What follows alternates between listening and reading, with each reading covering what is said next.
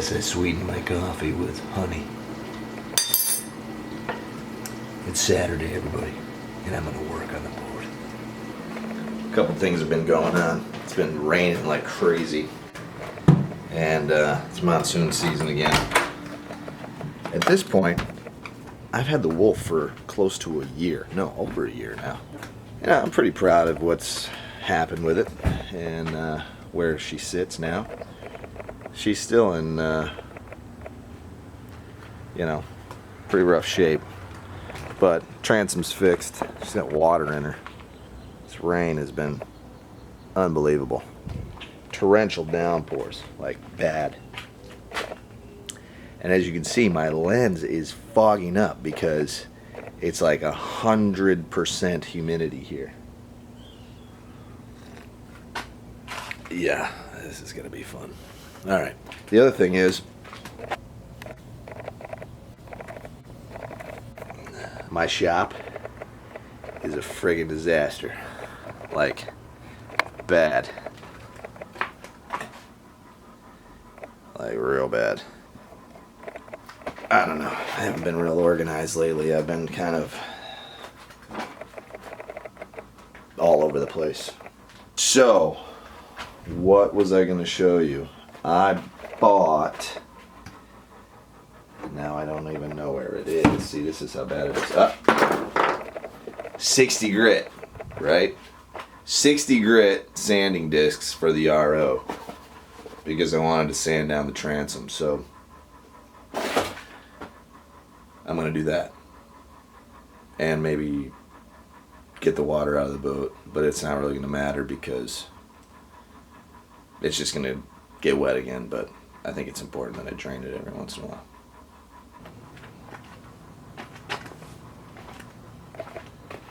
And I should probably get a little bit organized too. I did this a year ago.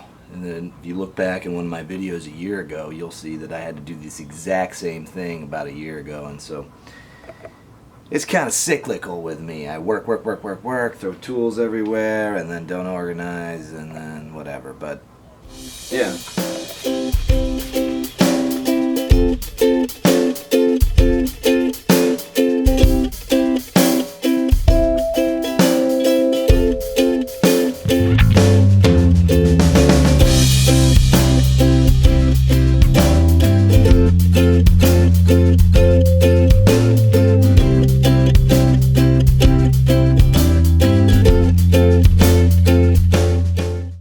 Alright, so the boat's full of water. In fact, I should probably show you that.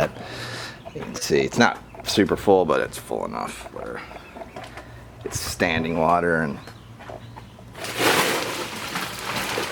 this rain really full of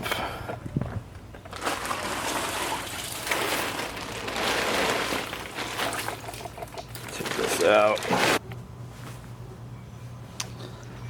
Alright, so the boat's full of water. In fact, I should probably show you that. You can see it's not super full, but it's full enough where it's standing water, and this rain really full of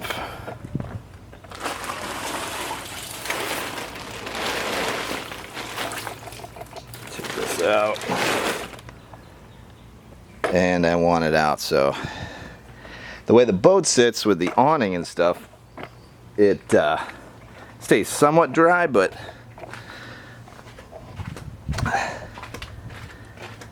the rain comes in sideways here. So I got the jack back out, and I'm gonna go ahead and jack up the front of this a little bit. Settle in there.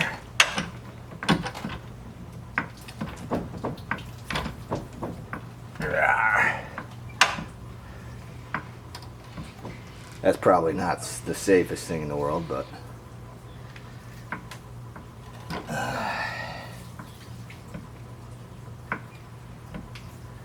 this is also how I was planning on removing the remainder of the bottom paint.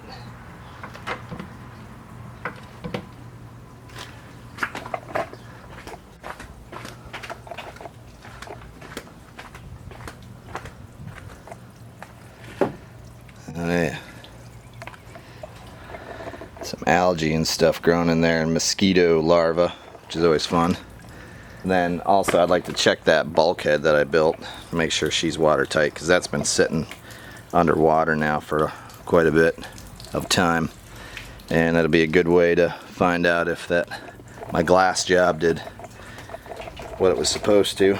Just thank everybody for all the comments and the questions and all the things that you have taken the time to do on my channel. I know my channel's kind of like all over the board with some of the vlogging stuff and the boat work, so I appreciate you giving me feedback, criticism, all those things.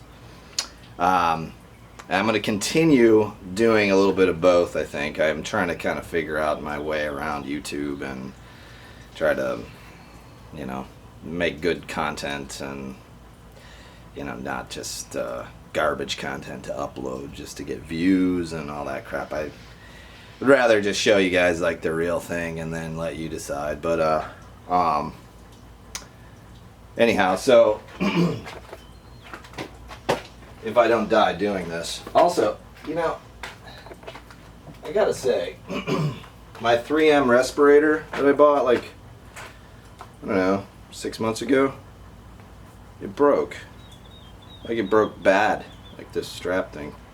And everything's all stretched out and stuff, and I don't wear it that much. So, I don't know, I'm not really super happy with the quality of this thing. I could mend it, which I'm gonna do because they're kind of expensive. I think it was like 30 or 40 bucks. But like, it sucks. Anyhow, so that brings me to 60 grit sandpaper for my RO. I get these on Amazon, and this is a 50 pack. What I've discovered is when you buy these things in bulk, you don't feel as bad changing them out. And that's like something that I think is important in this process, because they build up and then the stuff and then they're not as effective. So if you buy like a whole big thing of them, which I think is like $28, then swap them out as you go. That way you're not sitting there like, what's your time worth? You know, that's what I mean. Okay. And then the other thing is that my RO, which is this really cheap Skill RO. This is the Skill 7492. It says not for fiberglass right on the box, but I've been using it for a long time with fiberglass, and you can see it's like really dirty, but I keep it clean. So you'll see in some of my videos where I set this down midway and I blow it out with some compressed air, and that actually keeps this thing running, because what happens is the fiberglass builds up on the brushes on the inside of the motor. And if you can just prevent that, then you'll get a whole lot more life out of these things. So,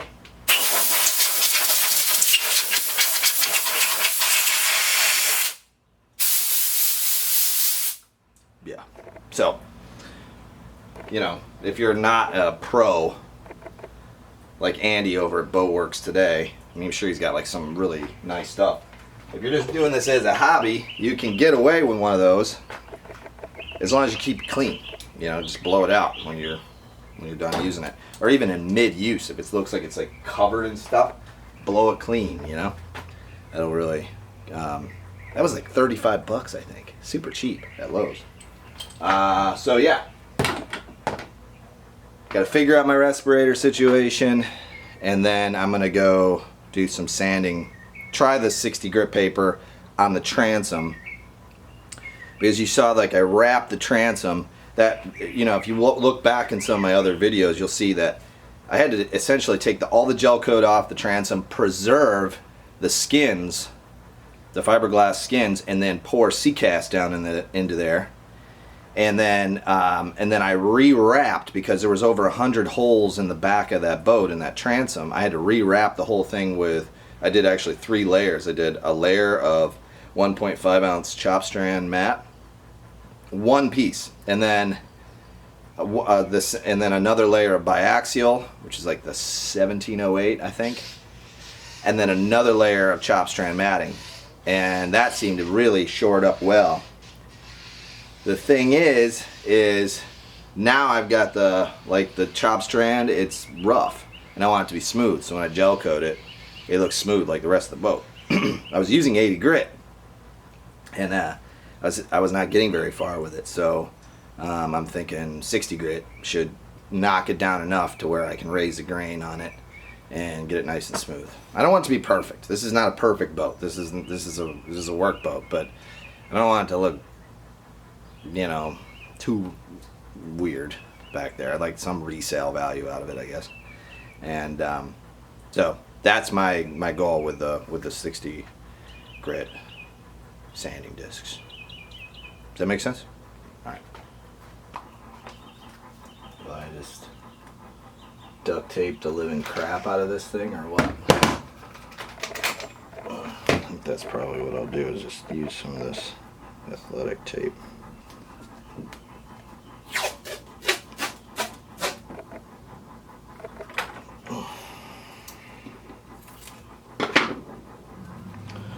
Alright. Oh my god. I swear to God, I'm just sweating just standing here. The humidity levels are flipping ridiculous. I mean, I'm not even doing anything. I'm just... Ugh. Alright. Safety first. Take care of those lungs.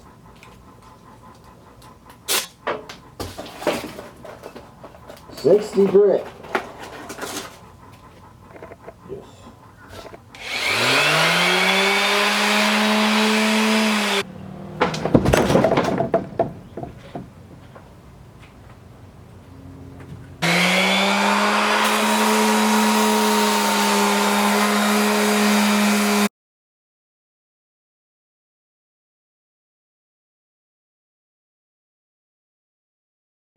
Not really sure why, but it doesn't seem like it's doing any much difference than the 80 grit.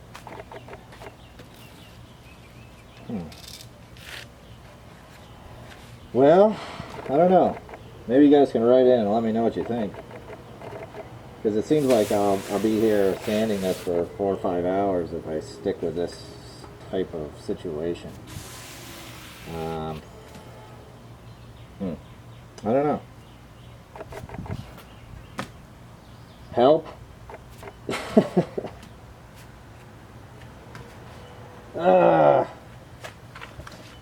Let's go and inspect this bulkhead. See where we're at. Oh. Hey, it looks pretty good. I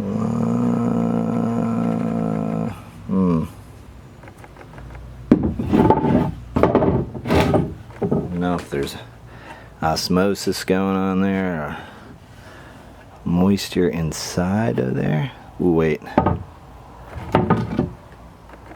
thought I saw a bubble.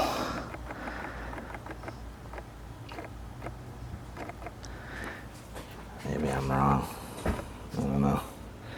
I'll leave it out to dry out and we'll look at it a little bit.